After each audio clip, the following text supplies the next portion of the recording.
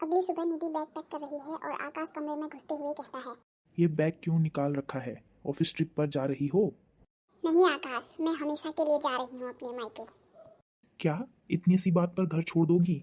माँ ने बस थोड़ा काम ही तो करने को कहा था। बात काम की नहीं है आकाश, बात इज्जत की है। तुमने कल मेरे कैरेक्टर और मेरी मेहनत पर सवाल उठाया।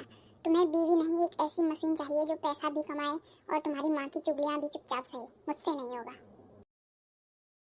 हॉल में शांति देवी मुस्कुराते हुए खड़ी है और उनने आकाश को बोला, जाने दो आकाश, देखो तो कितनी जुबान चलती है। 2 दिन मायके में रहेगी तो अकल ठिकाने आ जाएगी। पता चलेगा कि पति का घर क्या होता है।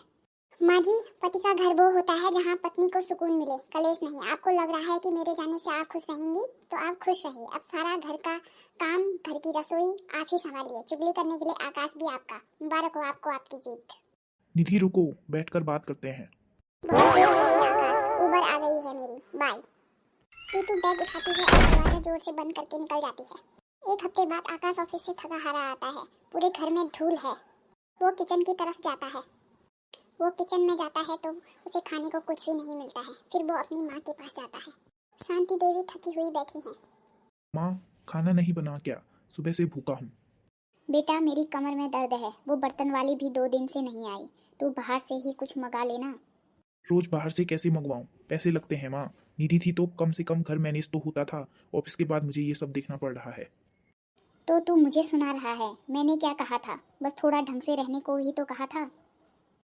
नहीं माँ, आपने ढंग से रहने को नहीं, उसकी बुराई करने को कहा था। आज मुझे समझ आ रहा है कि वो ऑफिस का स्ट्रेस झेल कर भी घर के कितने छोटे मोटे काम कर लेती थी, जो हमें दिखते ही नहीं थे। अब ये घर घर नहीं, भूत बंगला लग रहा है। आकाश निधि को फोन लगाता है। निधि पहली बार में फोन काट देती है, फिर उठाती है। निधि, कब वापस आ रही हो? माँ की तबीयत ठीक नहीं है और घर का बुरा हाल है। क्यों आकाश, तुम्हारी माँ तो कहती थी कि वो सब संभाल लेंगी, अब क्या हुआ? आई एम सॉरी निधि, मुझसे गलती हुई। मैंने माँ की बातों में आकर तुम्हें गलत समझा।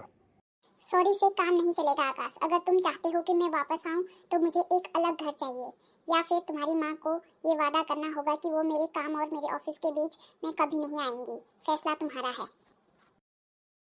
आकाश माँ की तरफ देखता है, जो अभी भी मुंह फुलाए बैठी है, पर उनके हाथ पैर थक चुके हैं।